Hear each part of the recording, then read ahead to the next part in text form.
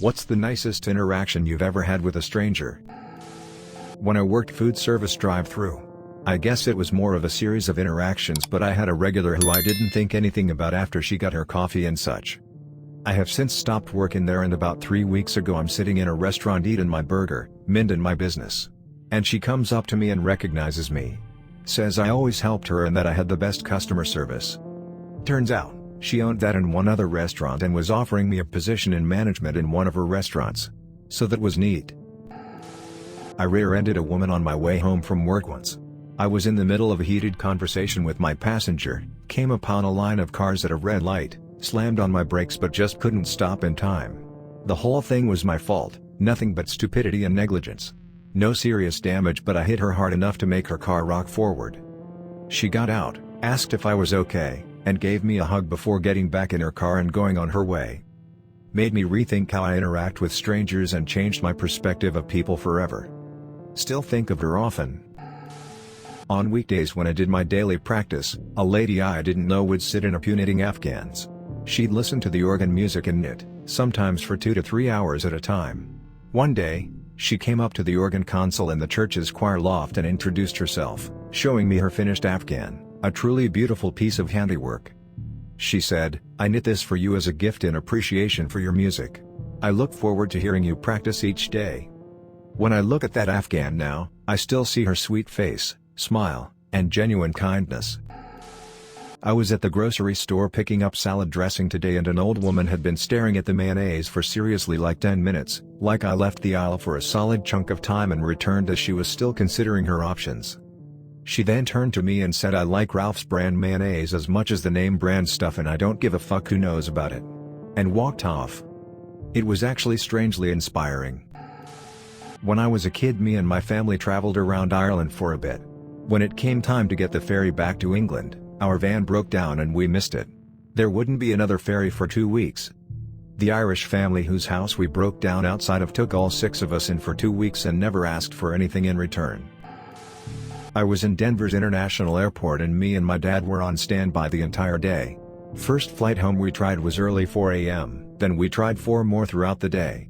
As an 7-year-old little boy, I remember feeling overwhelmed, anxious, and just exhausted because I wanted to go home so badly. My dad bought food at one of the restaurants in the airport and I remember crying and bawling to my dad saying I just want to go home. Little did I know I would meet one of the nicest strangers that day.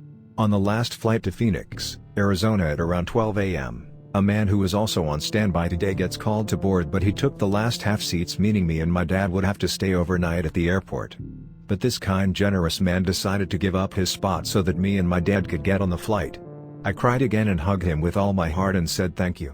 He said that he also saw us the whole day on standby and noticed that we were feeling overwhelmed and frustrated. His selfless act and generosity truly shaped the way I see humans and helped me be the person I am today. I have done my undergrad in a different state in my country other than the one I lived from my childhood. I don't know the language they spoke there. I don't even have a common grounds to which I can explain the necessary things to people if required. After the admission, I had to go to hostel from the administration office. I didn't know the route or any basics to complete before final admission.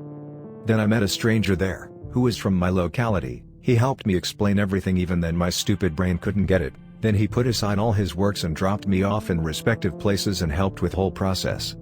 I never actually met him again, but I couldn't have thanked him enough.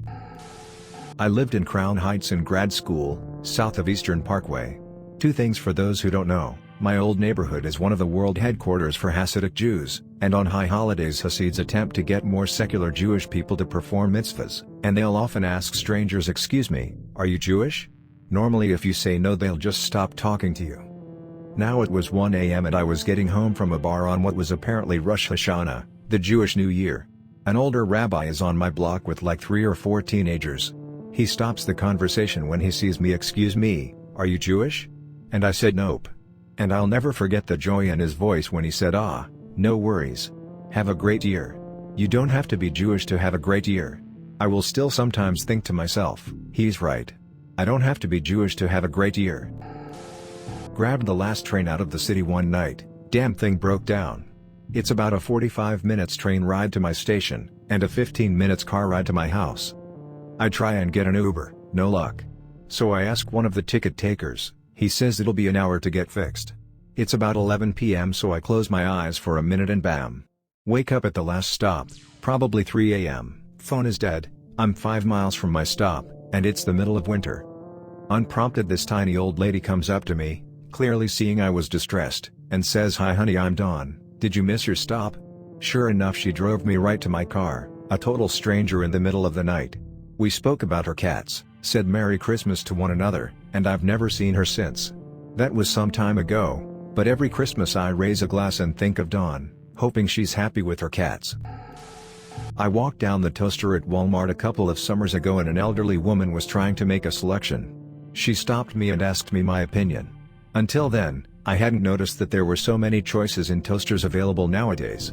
We discussed the various merits of each toaster and hit upon the type that also toasted bagels, as her son's family visited throughout the year and they enjoyed bagels for breakfast and she would love to provide that for them. She thanked me for assisting her and wished that we could be neighbors. She said that she had lovely neighbors now, but that I was so kind and would be a wonderful addition to the neighborhood. That made me feel pretty good. I walked away beaming. I was on a train home during a break from school. At the first stop, a girl got on and took a seat next to me, and once the train started moving again she pulled out her laptop and started playing Portal. I was watching her play when I noticed her get stuck and politely asked if she wanted some help. We spent the next 4 hours on train talking about anything and everything like we were long-lost best friends. One little thing would lead to a whole tangent, like when her text message ringer played a Zelda sound effect. She apologized because she said most people find the sounds annoying, but she just loves Zelda. I told her it was all good and showed her one of my tattoos, which is a Triforce. It felt like we had so much in common. I told her about how my girlfriend at the time had just broken up with me and about how I was feeling depressed. She told me about how her girlfriend had broken up with her, too, and how she was taking the train to surprise her in person and hopefully work things out. It was a really cathartic and incredible day. At every stop we would both get quiet for a few minutes, hoping the other person wouldn't be getting off yet, and then laugh and blurt out how we were glad the other didn't have to leave yet. Eventually, I had to get off. We hugged for what felt like minutes as the train pulled in and she started to cry.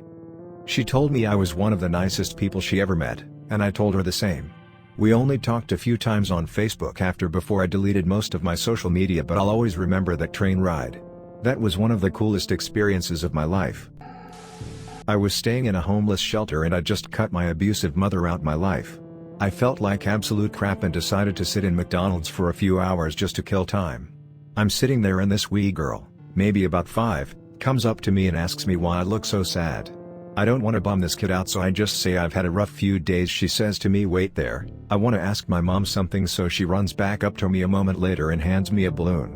I'm a bit confused and try to say thanks, but it's your balloon, I don't want to take that away from you, but she's absolutely certain this balloon will make me happy. So I'm sitting there with this balloon she tied around my bag and invites her mom and sister over to talk to me because she thinks I need company and cheering up. It was actually really sweet. Kinda reminded me no matter how shit my parents were, there's still good parents out there. I gave them my Happy Meal toy and £1 each. The mum was also super nice. We sat there chatting for a bit. It doesn't sound like much, but I'll always remember that because it was something I needed and just cheered me up. I think I might still have the balloon in a box somewhere. Being English whilst visiting New York in 2017, I had an idea how to get there but did not know the exact way, so some random girl literally showed me how to get to the New York Yankees stadium on the subway as she was going to the game also. That was nice of her. Probably would not have not made it to the game otherwise. And it's not like we were close to the stadium, I must have been downtown somewhere far away. It may have happened years ago, but I really appreciate that strangers help and the cool people I met along the way in New York. My GF got really sick on a boat at sea and needed a pickup from this port 5 hours away after calling me at midnight and 6 a.m. to confirm, so we both were pretty sleep deprived. She gets dropped off at a cafe in the port town and I make my way up there. Rains the whole way. I have lunch with her and she feels bad I had to come get her, and is feeling better on land, so she offers to drive on the way home. I was very sleepy. On the way home, there's been a car accident on the other side of the median ditch. Flames are shooting from this truck.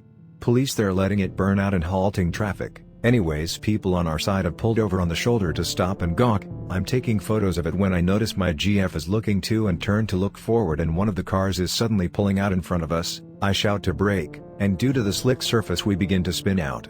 We spin around a few times, Hit a small sign, probably a slippery when wet, with the back bumper as we slide into the ditch dividing the 4 lanes.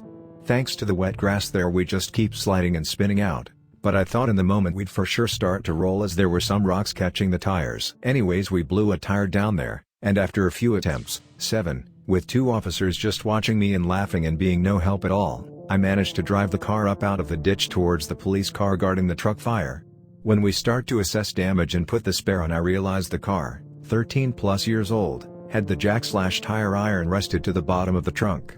I called a tow truck, and due to the truck fire traffic backup, they'd be hours getting there. A complete stranger, not knowing us and how exhausting of a day we had, hopped out of his truck, traffic was stopped due to truck fire, and got his jack and tire iron out to help us.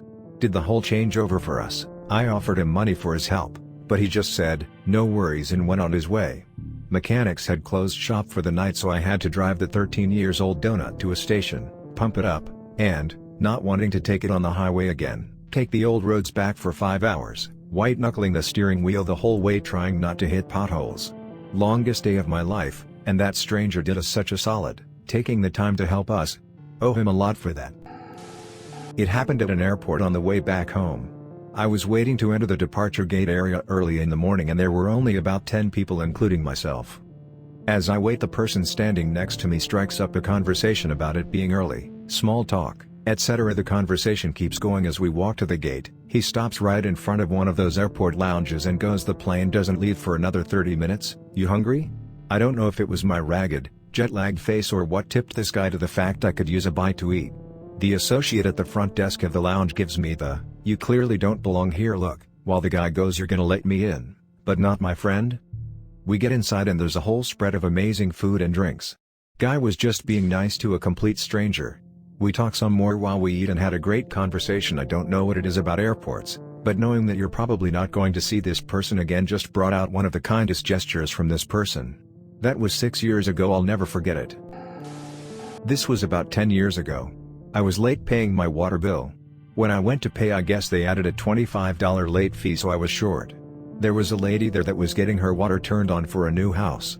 She ended up writing a check for the $25 I was short. To this day I pay it forward because of her. I am very thankful for her because it would have cost an extra $200 plus the month's bill to turn it back on. On one of my pay it forwards, it was about midnight, I had just got off work. Went to the gas station by my house. The guy in front of me in line was counting out change to buy something. He was $3 short. Me being tired and kinda sick of waiting in line, I said, "Don't worry, I got you." I paid the $3 and noticed it was a crack pipe he was buying with change. Skeptical,